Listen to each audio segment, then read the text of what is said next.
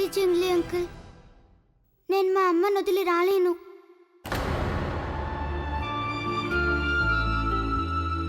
మీరు అమ్మని ఎప్పుడు ఏడిపిస్తూ ఉంటారు కదా, కానీ నేను మా అమ్మ ఏడుస్తుంటే చూసి తట్టుకోలేను. నాకు చాలా బాధగా ఉంటుంది.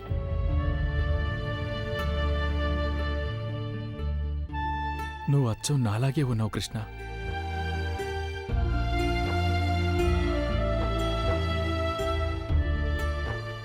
ఇంతకుముందు నేను కూడా ఇలాగే ఉండేవాణ్ణి. అప్పుడు నేను కూడా మా మమ్మీని సెలెక్ట్ చేసుకున్నాను. అందుకని నేను నీ మీద కోపం తెచ్చుకోలేను. సరే, కానీ నేను మళ్ళీ వస్తాను. మళ్ళీ వస్తుంటాను నేను. అండ్ ఐ ప్రామిస్, నిన్ను కానీ మీ మమ్మీని కానీ ఇంకెప్పటికీ ఏడిపించను.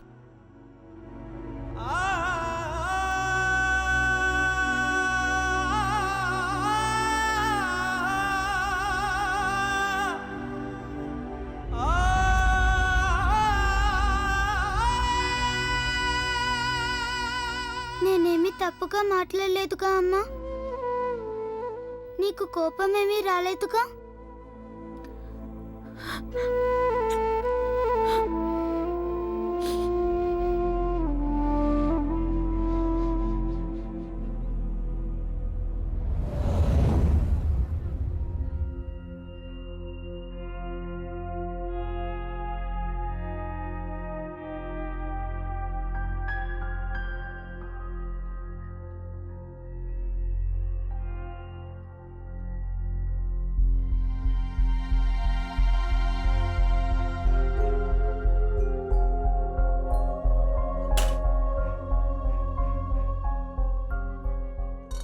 ఒక్క నిమిషం.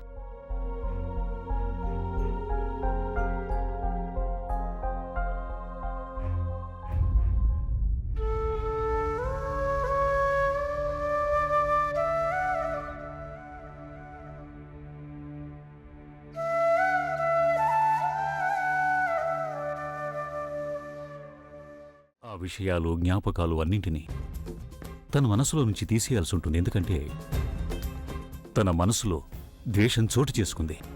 దాన్ని దూరం చేయాలి. చూడు సాగర్, పశ్చాత్తాపం కాకుండా బాధలతో నిండిన దారి చాలా పెద్దది. నువ్వు చాలా దూరం ప్రయాణించాల్సి ఉంటుంది. ఇన్నేళ్ల నుండి నీ కారణంగా గంగకి ఏదైతే బాధ కలిగిందో అది రెప్పపాటులో దూరం అయ్యే అవకాశం లేదు కదా.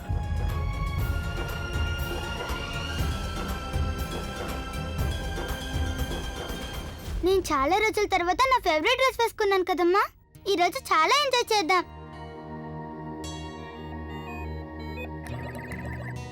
ప్రతి బిడ్డకి తన తండ్రి ఇంటి పేరు చాలా అవసరం. ఇక కృష్ణ నా వంశాంకురం, నా కుటుంబానికి చెందింది. చతుర్వేది కుటుంబం రక్తం తనలో ప్రవహిస్తోంది. ఇక నేను నా చిన్న కూతుర్ని తీసుకెళ్లే తీర్తాను, అది కూడా త్వరలోని. అయ్యో అమ్మా, నువ్వెందుకు చెప్పులు రివర్స్ లో వేస్తున్నావు? సారీ. కరీనా పిన్ని, నువ్వెందుకింత లేట్ చేస్తున్నావు? త్వరగా రా. వచ్చేసాను. I'm ready. Let's go. పదండి, నేను చూస్తాను.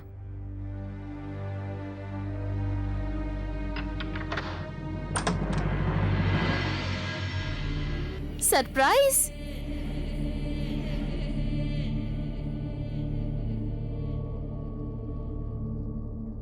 నేను మీ అందరి కోసం స్పెషల్ డిన్నర్ తీసుకొని వచ్చాను. మనం అందరం కలిసి కూర్చుని డిన్నర్ చేద్దాం. ఎన్నో రోజులు అయింది కదా అందరం కలిసి డిన్నర్ చేసి. అండ్ యు నో వాట్, ఈ రోజు రాత్రికి నేను ఇక్కడే ఉంటాను.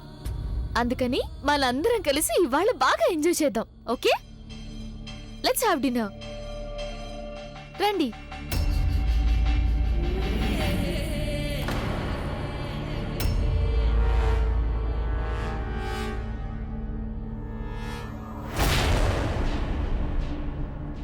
ఏమైంది? బహుశా మీ అందరికీ నేను ఇక్కడికి రావడం నచ్చలేదేమో అనిపిస్తోంది. ఐ మీన్ మీ అందరి మొహాల్లో సంతోషం కనిపించడం లేదు. ఎందుకంటే మేము బయటికి వెళ్దాం అనుకున్నాం కదా డిన్నర్ కోసం, అందుకని. ఓ, నా వల్ల చాలా పెద్ద గందరగోళం అయిపోయింది. పొరపాటు జరిగిపోయింది. నేను మీకు ఇన్ఫార్మ్ చేసి రావాల్సింది కదా. కానీ ప్లీజ్ నా కారణంగా మీరు మీ ప్లాన్ని క్యాన్సిల్ చేసుకోకండి. మీరు ప్లీజ్ క్యారీ ఆన్ అవ్వండి. నేను ఇంకొక రోజు వస్తాను. లేదు జోయా, పర్లేదు. ఈ రోజు మాత్రం ఏమైంది? మనం అందరం కలిసి డిన్నర్ చేయాలి, అంతే కదా. మనం ఇంట్లోనే కలిసి తిందాం. బయటికి వెళ్లాల్సిన అవసరమే లేదు. అది కాకుండా తినడానికి నువ్వు ఇన్ని ఐటమ్స్ తీసుకొచ్చావు, వాటిని వేస్ట్ చేయలేం కదా. కానీ అమ్మ, నేను ఇంత చక్కగా రెడీ అయింది ఇంట్లో కూర్చొని డిన్నర్ చేయడానికి కాదు కదా. అమ్మ ప్లీజ్ బయటికి వెళ్దాం అమ్మా. కృష్ణ, బయటికి మనం ఇంకో రోజు ఎప్పుడైనా వెళ్దాం. చూడు, ఈ రోజు మనం తినడానికి ఎన్ని ఐటమ్స్ ఉన్నాయో చూడు. ఎంత మంచి వాసన వస్తుందో. ఖచ్చితంగా జోయా మన కోసం స్పెషల్ ఐటమ్స్ తీసుకొచ్చింది. అవునా జోయా? హా, నేను చాలా స్పెషల్ భోజనం తెచ్చాను. రండి, అందరం కలిసి భోజనం చేద్దాం. నాకు చాలా ఆకలిగా ఉంది. నేను వెళ్ళి ప్లేట్స్ తీసుకొస్తాను.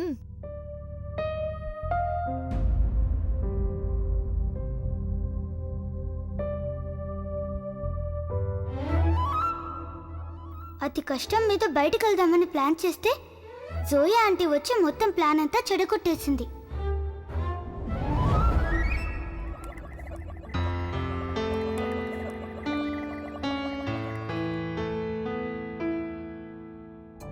గంగా, నేను విన్నది నిజమేనా?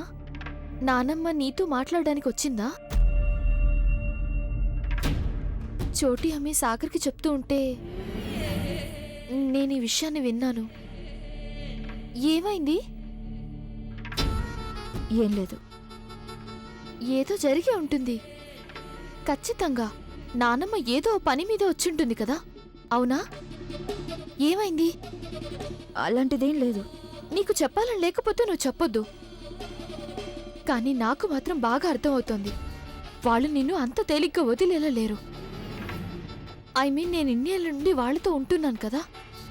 నాకు బాగా తెలుసు నానమ్మ చాలా తప్పిస్తోంది తన గ్రాండ్ చైల్డ్ని తీసుకెళ్లడం కోసం.